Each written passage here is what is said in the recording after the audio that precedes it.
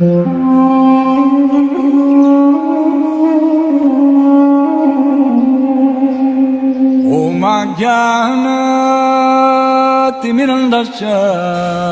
I am stressing.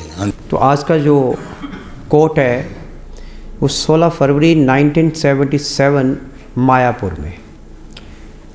तो this was a evening discussion. तो प्रभुपाद क्या कह रहे हैं कि भारत में प्रतिदिन चक्की चलाने की प्रथा थी। स्त्रियां चक्की चलाती थी,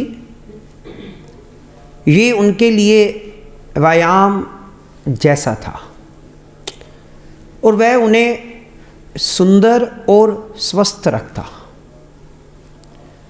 प्रातः समय वे हरे कृष्ण का कीर्तन करते करते चक्की चलाती और उन्हें दिन भर में जितनी भी आवश्यकता होती वे ताज़ा पीसती।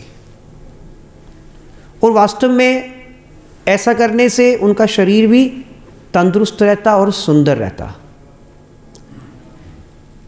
इवन यशोदा माई हालांकि नंद महाराज की रानी थी, फिर भी वे ऐसा करती थी, वो भी चक्की चलाती थी, चक्की पीसती थी।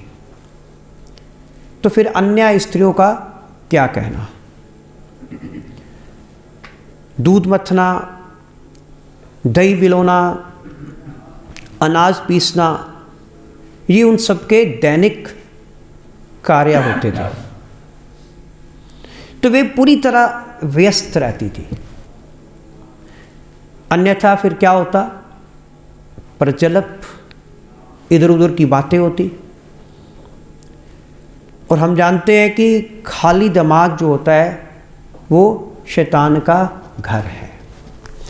तो प्रभुपाद ये थॉट क्यों दे रहे हैं और कब दे रहे हैं।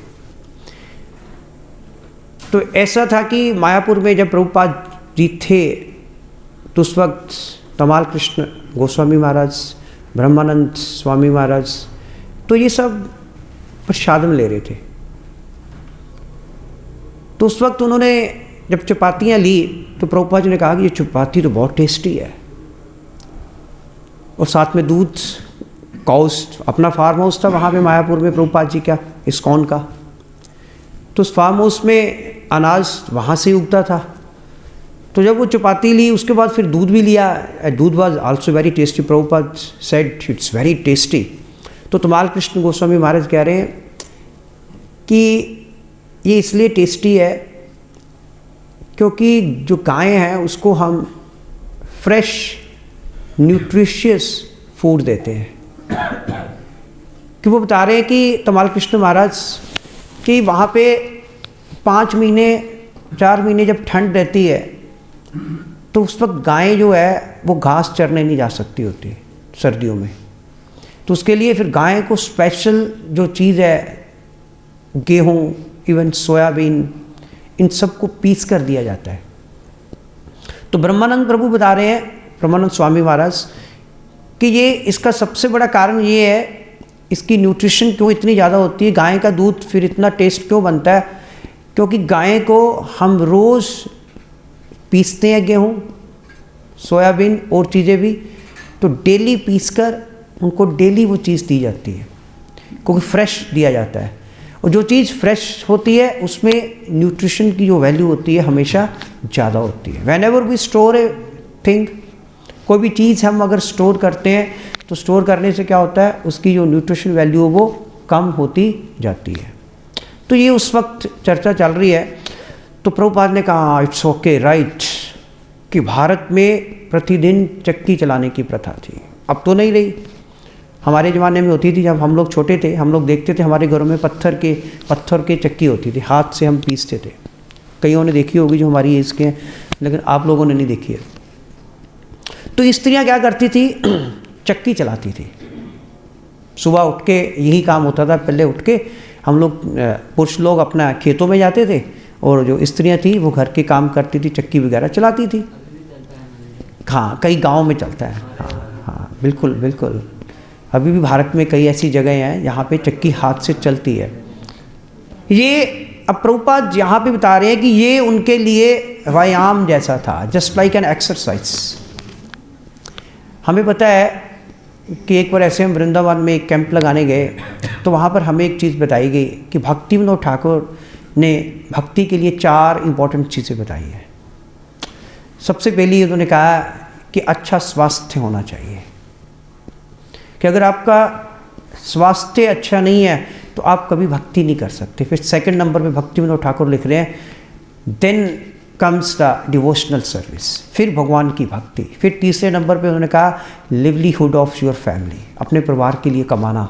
फिर उसके बाद 4th नंबर पे वो बता रहे हैं भक्ति विनोद ठाकुर कि फिर आपने जाकर मंदिर में कोई सेवा करनी है, मंदिर की सर्विसेज करनी है, लेकिन सर्वप्रथम क्या है, अपनी हेल्थ। तो यहाँ पर भी प्रभुपाद हेल्थ की बात कर रहे हैं, शरीर का जो स्वास्थ्य है उसकी इम्पोर्टेंस की बात कर रहे हैं।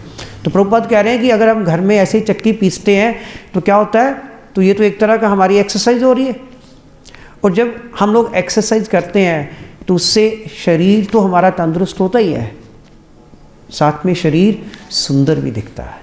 देख लो कभी भी जो लोग योगा करते हैं, एक्सरसाइजेस करते हैं, मॉर्निंग वॉक कर रहे हैं, तो उनके शरीर में ब्यूटी जो अपने आप आ जाती है। तो यहाँ प्रभुपाद इसी बात की इम्पोर्टेंस दे रहे हैं कि अगर हम भक्ति करना चाहते हैं तो सर्वप्रथम हमारी हेल्थ जो है बहुत अच्छी होनी चाहिए। अगर हम बीमार हो गए, अब कई लोग मंगल आरती आ ही नहीं सकते, अगर वो बीमार है तो वो आ ही नहीं सकेंगे, इसलिए सबसे पहले क्या है, हेल्थ। प्रातः समय वे हरे कृष्ण का कीर्तन करते करते चक्की चलाती हैं। अब यहाँ पे प्रभुपाद डिफाइन कर रहे हैं व्हाट इज़ कृष्णा कॉन्शियसनेस। हम लोग कहते हैं कि हमें 24 घंटे भगवान के नाम का ध्यान करना चाहिए, भगवान के नाम का जप करना चाहिए। तो समटाइम्स लोग हमसे पूछते हैं कि ये कैसे हो सकता है, हमने तो काम भी करना है, कोई बैंक में जॉब करता है, कोई बिजनेस करता है, कोई स्कूल में जॉब करता है, हमने तो काम धंधे पे भी जाना होता है। तो प्रभुपाद यहाँ पे एग्जांपल दे रहे हैं कि भी 24 घंटे हम कृष्ण कॉन्शियस कैसे रह सकते हैं। काम कर रहे हो, साथ में भगवान का नाम भी जपते जाओ।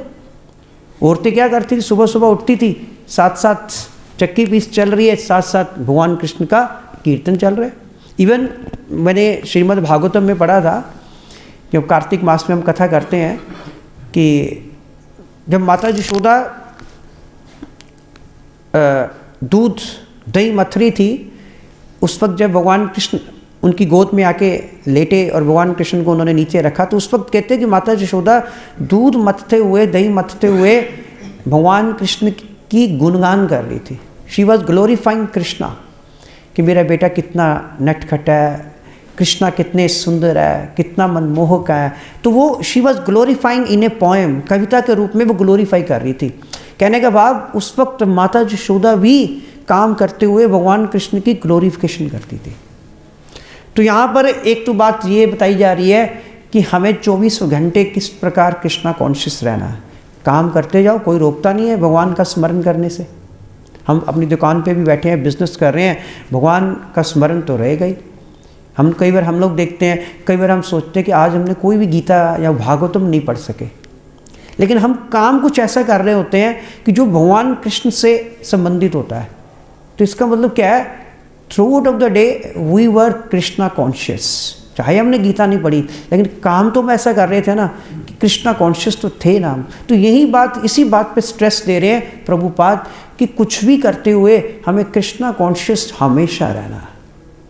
और नेक्स्ट वो बता रहे हैं, उन्हें दिन भर में जितनी भी आवश्यकता होती वे ताज़ा पीसती। अब बात ही वहाँ पे ताज़ा फ्रेशनेस की हो रही थी, न्यूट्रिशियस की हो रही थी, कि ताज़ा जो वस्तु होती है उसमें न्यूट्रिशियस बहुत ज़्यादा होती है। अगर हम स्टोर करेंगे उसमें जो मिनरल्स होते हैं, उसमें जो विटामिन्स होते हैं, काफ़ी विटामिन्स उसमें समाप्त हो जाते हैं, ख़त्म हो जाते हैं।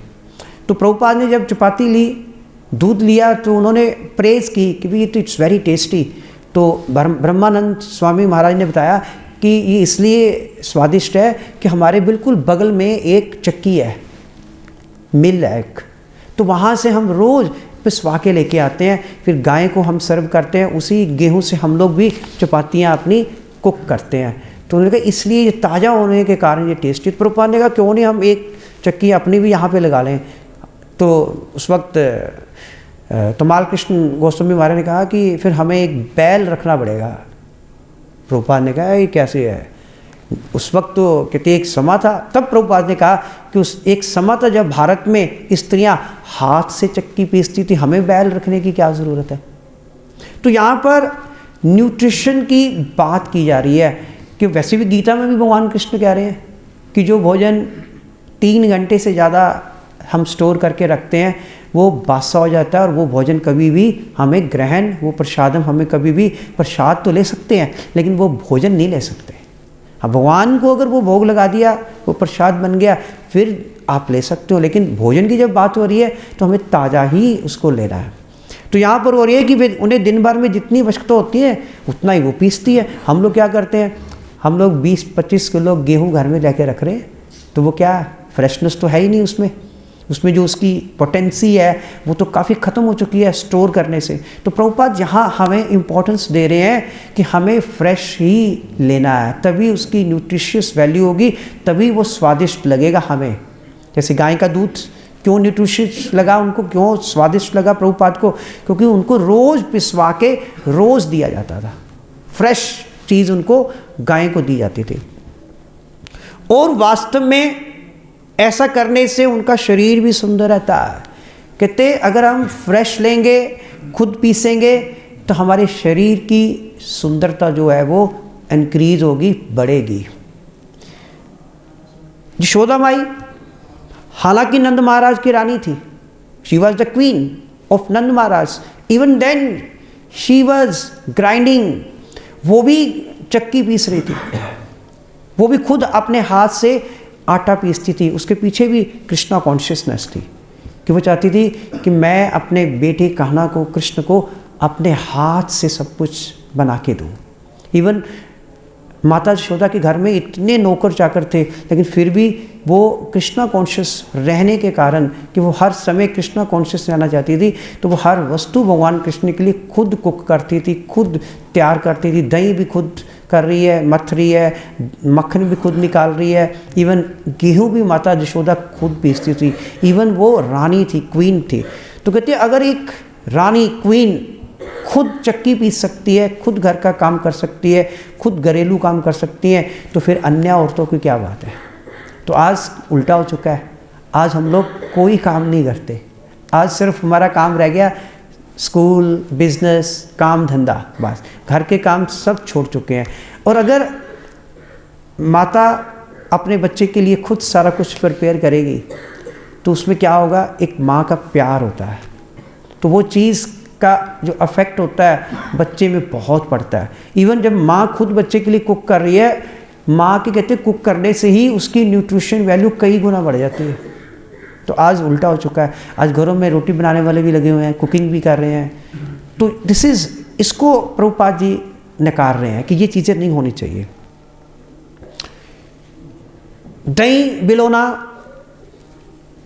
दूध मथना, अनाज पीसना, ये उनके यशोदा माई के दैनिक कार्य होते थे, डेली वो यही काम करते थे और वे पूरी तरह व्यस्त रहती थी। तो यहाँ पर प्रभुपाद जी फुल एंगेजमेंट की बात कर रहे हैं कि हमें अपने आप को पूरी तरह एंगेज रखना है। जैसे भगवान कृष्ण कह रहे हैं मय व मन अदत्स्व मय बुद्धि निवेश है, कि अपना मन पूरी तरह मुझ में लगा दो, फुली एंगेजमेंट होनी चाहिए कि काम भी करते रहो, साथ साथ भगवान कृष्ण का ध्यान भी करते रहो।